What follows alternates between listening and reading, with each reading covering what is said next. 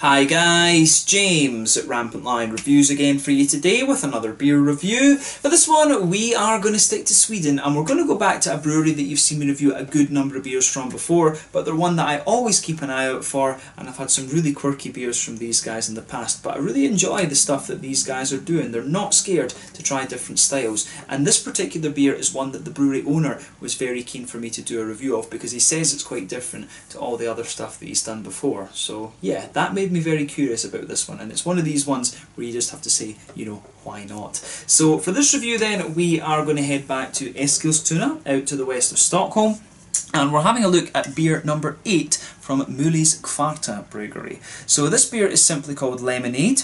It comes in at 5.5% ABV, and I'm not sure exactly how we can classify this beer in terms of style. It is listed on Systembolaget as a sour beer, or suröl, but yeah, I do wonder when it's called lemonade, is this going to be a little bit more akin to like a radler or a or perhaps, you know, a shandy or something like this? I'm really not sure what to make of this, but fingers crossed it's an interesting beer. Knowing Möllys, it will be quite interesting, I have to say, but fingers crossed it lives up to the standard of the other beers that I've had from these guys before. This beer incidentally was released on the 1st of September 2020 as part of the local Småskaligt assortment for that month. And you know, Möllys are pretty prolific actually. They do tend to release 1 or 2 beers every month. I don't think there was one for October this time actually, but yeah, these guys usually release something very regularly through the local Småskaligt, and you are in for a treat if you try some of the beers. They try lots of different styles. I've had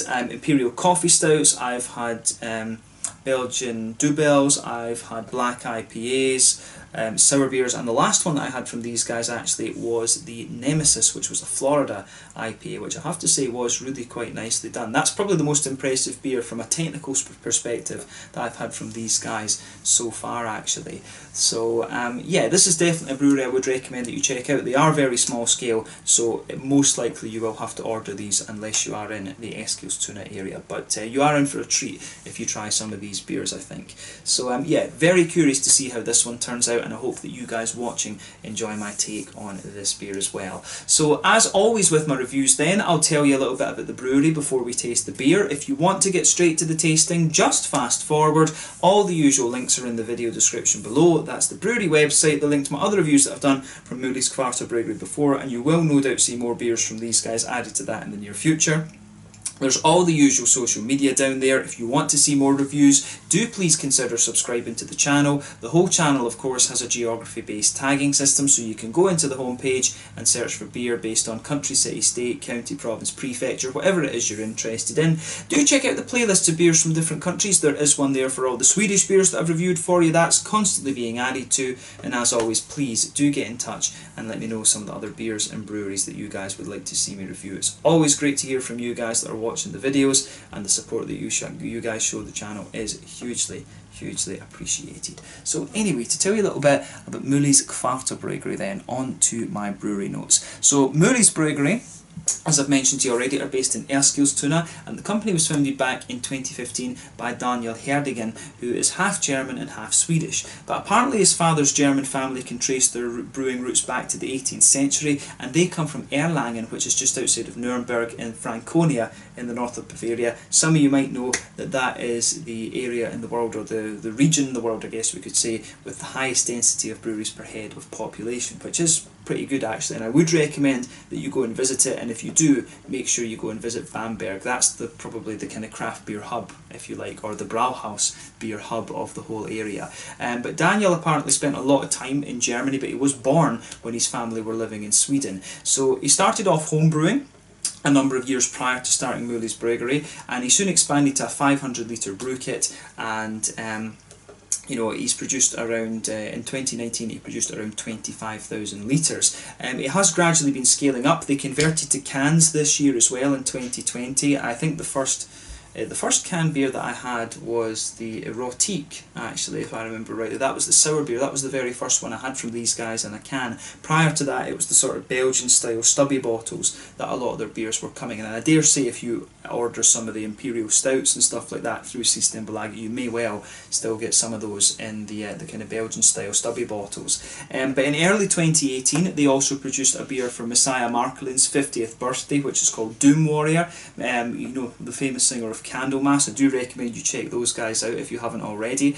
But there's also a special beer called Tompi, which he did for a friend who he used to attend a lot of metal festivals with when his child was sick with cancer, actually. And I've tried that beer. That one was very nice, actually. But the artwork on all of the beers that you'll find from Möllys Kvarterbryggeri is done by Daniel's brother Björn. And as you can see, it's very, very distinctive. And as of October 2020, when I'm producing this review for you, these guys have produced around 50 different beers. And like I said, you can find a whole array of different styles from these guys, and they're not afraid to try something different. I guess that's one of the novelties with them when they are such a small brewery. But all of the beers that I've tried of different styles, I have to say I have been really quite impressed with. Probably the best beers I've had from them have been the coffee stout. The Duba La Bomba is probably a kind of classic one, if you like. I'm not sure if that has been done again and released in cans yet, but yeah, probably if you order some of that from Systembolaget, it will be quite nicely aged, actually, so that might be worth doing. But yeah, Duba La Bomba, the Doom Warrior was very nice, and Tompi was a really good one as well. That was an Imperial Stout, actually, so that's definitely worth checking out. So yeah, check out this brewery if you get the chance. You're in for a treat with some of their beers. I think the next one that I need to review from these guys probably will be like a Pilsner Lager or something like that, or just a regular IPA of some description, because I've not covered that with this brewery yet. So yeah, that's all I can really tell you about Möllys Kvarterbryggeri for the moment, or Möllys Brewery. I've never figured out whether what the right name for the company is, and Daniel said that's something he wanted to kind of keep secret. But yeah, Daniel's contacted me through Facebook a couple of times after the videos, and he wants to do one of the Meet the Brewery segments at some point, and he said that he'll show me around the brewery, actually. So yeah, that's something that I definitely need to arrange with him the next time I make it up to the kind of Stockholm area in Sweden. But yeah, that for the moment, that's all I can really tell you about Möllys Kvarterbryggeri. If you want to learn more, you can check out the brewery website. You can follow them on Facebook and Instagram, where they are more active, and that will keep you up to date with all the latest goings on. And you can, of course, check out the Rate Beer, Untappd and Beer Advocate pages to learn more about all the different beers that these guys have done. So yeah, let's get on and actually have a taste of this beer then. So I'll just let you have a little look at the artwork on this one before we open it up. There you can see there is the kind of distinctive style of artwork on this from Daniel's brother Björn. You can see the owl on this one. It looks, the owls are a kind of common theme when it comes to these Möllys beers, and you can see he looks a little bit possessed actually in this one. He looks as if he's maybe had a little bit too much lemonade or something. But there you can see there is the lemon tree. And again, it's very nicely presented. It says on the side here, crushed lemons, mashed lime, and a dash of, I think that's like a pinch or a dash in Napa. Yeah, like a little bit of apricot, topped with Simcoe hops. Now we're talking about beer outside of the box. So yeah, this should be pretty cool. Like I said to you, this one comes in at 5.5% ABV. It is a sour beer with lime, lemons and apricots added to it, from what I understand. And I'm not sure whether this will be like a kettle sour. Will it be like a kind of shandy or a radler, as the Germans call it? Yeah, I'm really not sure what to make of this one, but it should be an interesting beer, considering what I've had in the past from this brewery. But yeah, the other name that this brewery kind of go by is Möllys Craft Beer. So yeah, this brewery kind of has three names: Möllys Brewery, Möllys Kvarterbryggeri, and then Möllys Craft Beer. Not sure exactly which way to refer to this. One on the channel, actually. But yeah, 330ml can, this one. I can't remember what I paid for this. I guess it must have been about 35 Swedish or 40 Swedish or something like that. But yeah, the beers from these guys are usually reasonably priced. But yeah, without further ado then, let's get this guy out and we'll get on with the tasting then. Very curious to see what this guy has in store for us. And you can smell some of that lovely lemony note coming out from it straight away.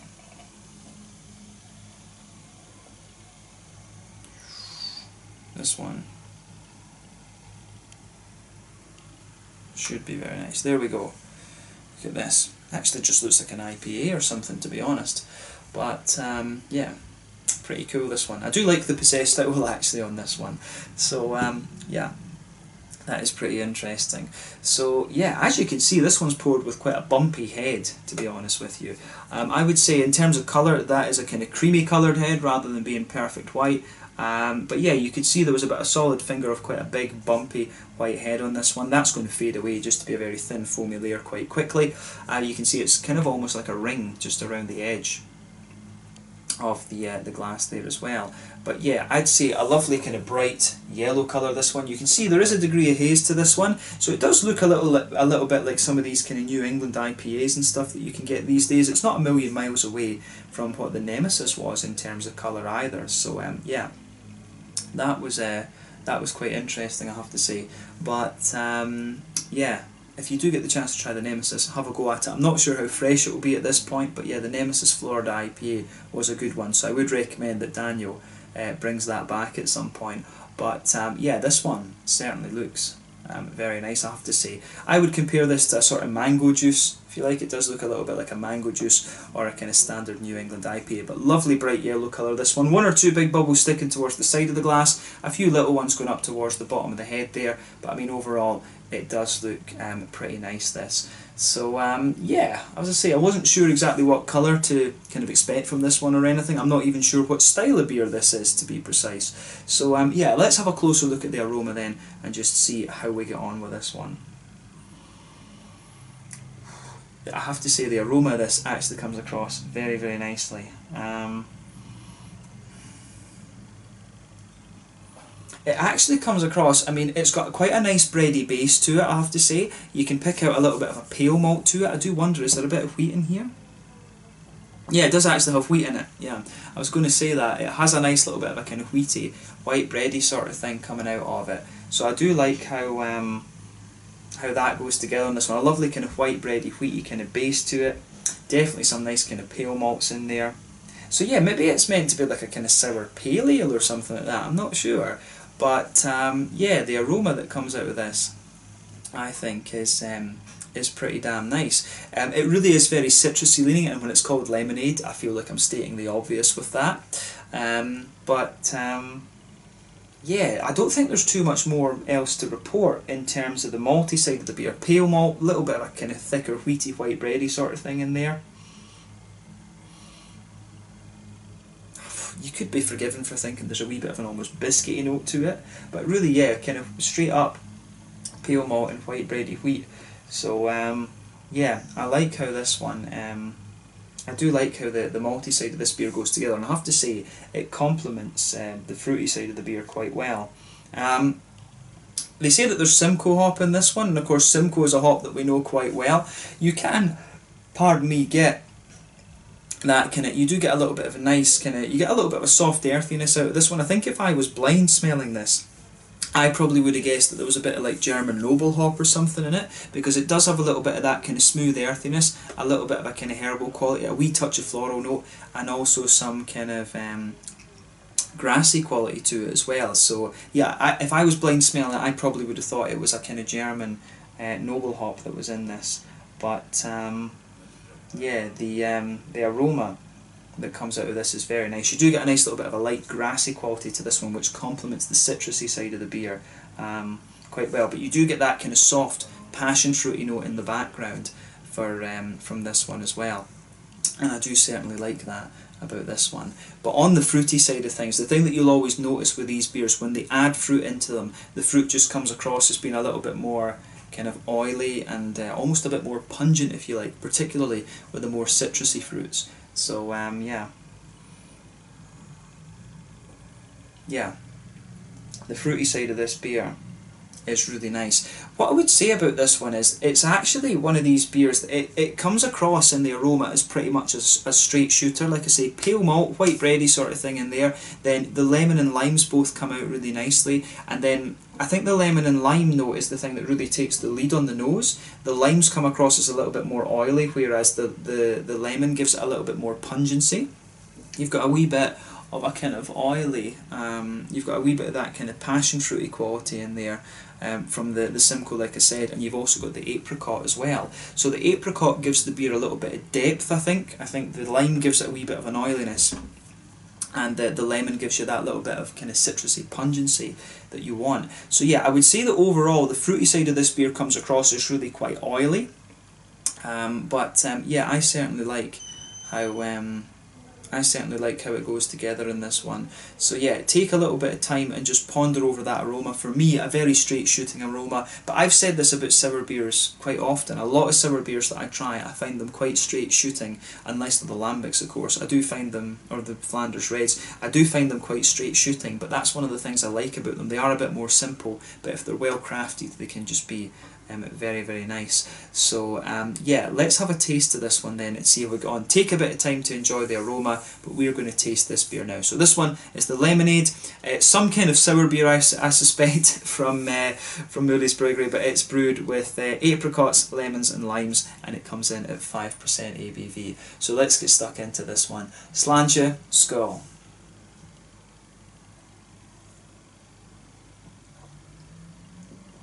Ooh. Does have a wee bit of a kick to it when you take it in, but as I always say, take more than one sip to get your first impression of the beer. But yeah, this has a bit of zip to it, let's say that.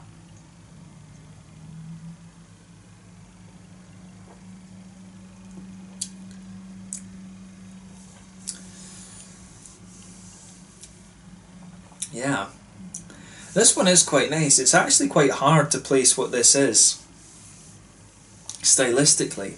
I think it has the malt base of like a... I think it kind of has the malt base of like a pale ale, like a sort of New England pale ale, or like a session IPA or something like that. It's got that very soft, smooth, bready base. But then on top of that, it's definitely sour. It's definitely a sour beer. The whole shandy, the whole sort of shandy, the whole kind of shandy thing that I was talking about earlier, that's out the window. Definitely not. This is all beer. This is not a shandy of any description. So yeah, or Radler as the Germans would call it. But yeah, this is actually very nice. I mean, it's a very kind of, I would say that it's almost like a very citrusy leaning sour pale, if that makes sense. I suppose I really like how this goes together. It's really nicely done, I have to say. So I can see why Daniel wanted me to have a go at this one. That's really quite nice. One of the things that I really like about the Möllys beers as well is it's a small scale brewery, so the beers come across as like, you know, as you know, well done, but in the same way they're not like madly refined in the same way that you get from some of the bigger craft brews, if you like. So they've just got a little bit of that kind of rawness about them, and I think for me that's what makes Möllys Brewery. It was the same with the kind of Nemesis and, you know, the Double La Bomba, the other beers that I've had from these guys. I just like that you still almost get just a tiny little bit of an element of home brewing kind of feel about these beers, and yeah, you really get that in this one when it's 25,000 litres a year that these guys are producing. You know, it's you can get that. This beer, some of these beers, they really do just have a little touch of the homebrewed thing, and I think that's one of the things that I really like about Möllys, is that they have all of that. So yeah, just, you know, be aware of that when you're trying these beers. I really like how this one goes together. For me, a very straight shooting kind of beer, this one, but it's well done. Again, that's the thing. Like I say, these beers very well done. They've got a little bit of that kind of raw homebrewing-y type edge to them, but that's what really that's I think one of the appeals of this brewery for me. Yeah.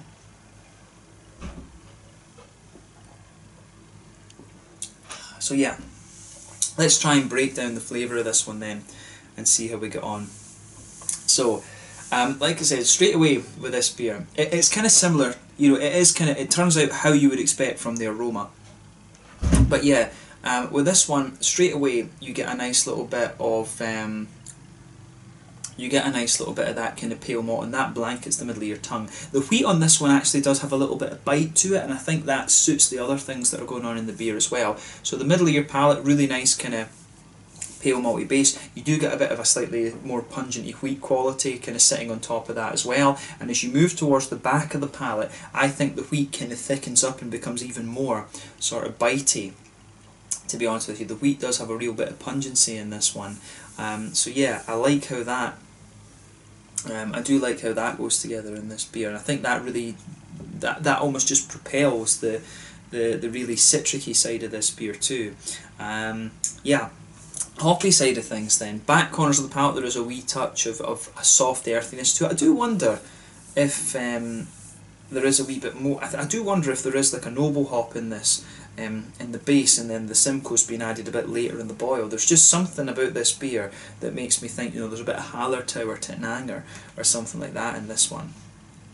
So yeah, it's got a little soft earthiness there, becomes a wee touch herbal, then as you move further forward along the sides of the palate it gets a little bit more floral and aromatic, and then round the front curve of the tongue it's just a little bit lighter and grassy actually. But then around the edges of the tongue, that's when you're getting a lot of the big kind of fruity qualities coming out of this beer. But yeah, the green side of the hops for me are quite nice, and it does add a little bit of depth. For me, I think this is one of the beers, I think this one I don't think it would work as well if it didn't have a bit of hop in it. I have to say that I think it's a good choice to put hops in this. It's quite a popular thing amongst breweries like Morjondaggens and Duck Pond. They don't put hops in these beers actually, but I think adding a little bit of noble hop or something is a good choice for this. I think it just gives you a wee bit more balance in the beer.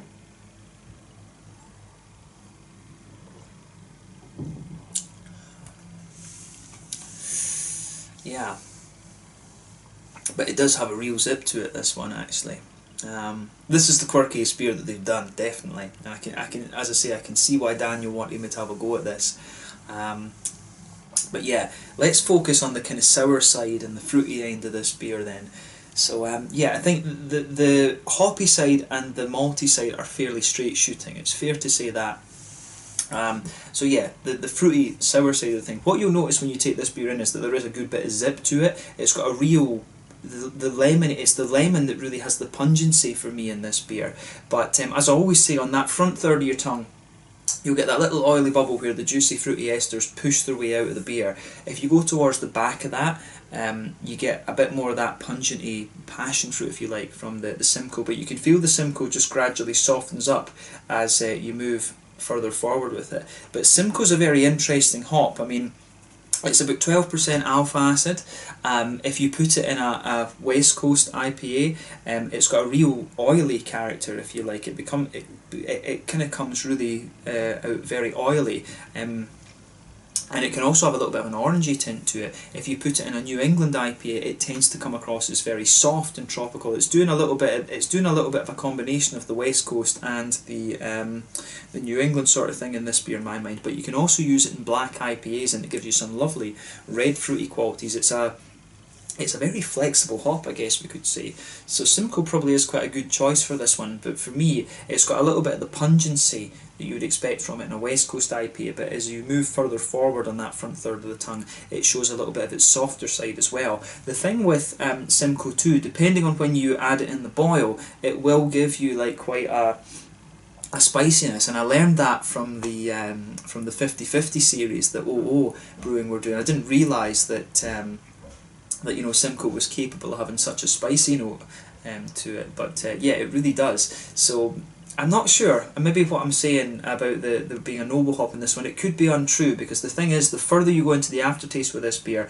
I think the side of the palates where you get those floral notes, it does become a little bit more aromatic, but then again, it's not spicy. So my question about this beer would be, is the Simcoe being added a bit later? Is it being added during the last half hour of the boil, or is it a dry hopping kind of thing? The beer doesn't really have it doesn't really have dustiness to it, if you like, because normally you get almost that kind of hop dusty type quality to these beers, and you know, that's usually when you can tell they're dry hop. But this one for me comes across as big and oily and fruity. But anyway, back to the fruitiness of the beer. We went on a tangent there. The fruity side of this beer and the sour side of it is very interesting. So yeah, when you take it in, you do get a good little bit of zip out of this one. As I always say, never judge these beers on the first sip, because when your mouth adjusts to the sour, you're like, ooh, it's just a bit kind of overloading, if you like. But for me, when you take this one in, it's the lemons. The lemons really take the lead in this one. I think the lemons kind of dominate the flavour a little bit in this. The apricots, I think, give it a little bit of depth. So the lemons, really, you get the lemony qualities. They're the ones, they go right along. Whenever you add fruit into the beer, the thing it always does is it suppresses some of the green side of the hops on the edge of the tongue. So the lemons, for me, they're really pungent on that front edge of the palate, and they kind of spread all the way back around the side. And it's the lemons that take the lead when you take this beer in. They're the ones that are big and sour, and you get the kind of juiciness out of it. Underneath that, you can feel the apricot, and you feel a little bit more of the oily, limey character kind of sitting underneath that, kind of on the front half of that front third of your tongue, if you like, the front sixth of your tongue, if you want to go that far. But yeah, the limes, the kind of oily limes sit underneath, and the apricot, I think, kind of builds a bridge almost between the kind of Simcoe, the passion fruity notes, the softer passion fruity notes, and the more oily fruits. But yeah, the fruits that have been added to this beer definitely come across as big and oily in my mind. So yeah, it's really interesting, this one. As I say, beware with this beer. This one has a kick to it, it really does. When they say lemonade, they mean lemonade that's going to give you a kick in the balls, definitely, and in a good way. Don't get me wrong on that, in a good way. This beer really has a nice little bit of kick and zip to it. So yeah, it's one, I have to admit, this is one that I can't drink as fast, to be honest with you. This is definitely a sipper. I'm going to probably sip on this for a good hour or something after the review, because it is quite a pungent one, this, but I do like this. Just be aware, this is probably a good beer to have. I think maybe pairing this up with a bit of vanilla ice cream or something would be a good idea. But yeah, this is really quite nicely done, I have to say.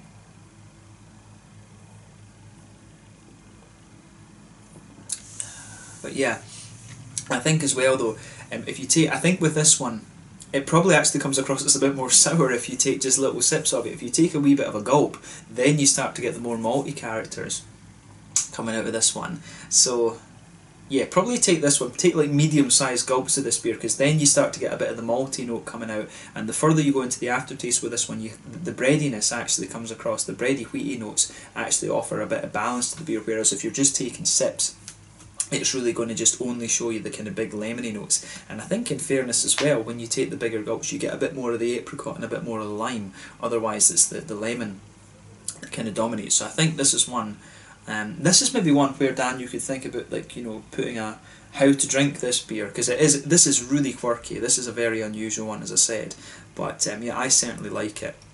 I can't think of any other sour I've had to compare this to. You know, I've had lemon sours, I think, are becoming a bit more popular. I mean, one that I had recently was the lemon licorice sour from Coolhead over in Finland, and that was really nicely done. That was a very, very interesting beer. So yeah, there's not really anything I can think of to compare this one to, but yeah, I do like this one, I certainly do. So yeah, this is a beer that I would tell you to try, because it is good, and the reason I would tell you to try it is because of the quirkiness factor, definitely. There's nothing that I can really compare this to, but be aware, you have to really like a lemony, you do have to like a lemony citrus quality to properly appreciate this beer, I would say. So be aware of that. Yeah, very nicely done. So quite a big oily lemon sour. So on this note, let's move on to the mouthfeel of the beer. So I would describe this beer as, we say,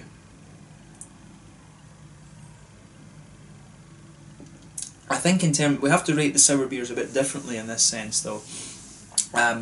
It's one of the more oily sours that you're going to come across. I think this is a sort of top end of mid-bodied beer. It's kind of like that, but definitely one of the more oily sours that I've come across. Big oily mouthfeel, carbonation's very smooth in this one, yeah.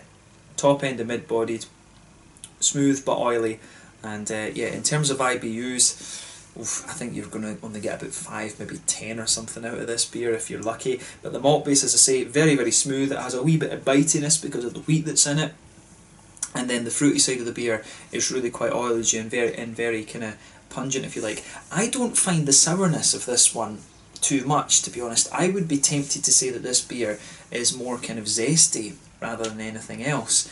And as you go further into the aftertaste, it's a big sort of zesty oiliness that just lingers there around the edge of the tongue. So I don't find this one kind of puckering per se. I do find it more kind of oily and citrusy and stuff. But what I will say about this beer is that it's another really interesting and very quirky creation from Möllys, and like I said, this is why I like this brewery. That, along with the fact that their beers are well done, but they're not, you know, like madly refined. They do have a little bit of that kind of raw home brewing type vibe to them, and I think, as I said, that's what I think really makes me take to this beer. I'd be curious to see if this is any different on tap. I'll have to say that. I would be curious to know whether this beer is a little bit different on tap actually, but yeah, the flavour profile of this one I think is very, very nice. So big thumbs up to Möllys for this one. So I think we can kind of leave the tasting note on this. This is definitely a beer to try for the quirkiness factor, but be aware the lemony notes in this will give you a kick in the balls,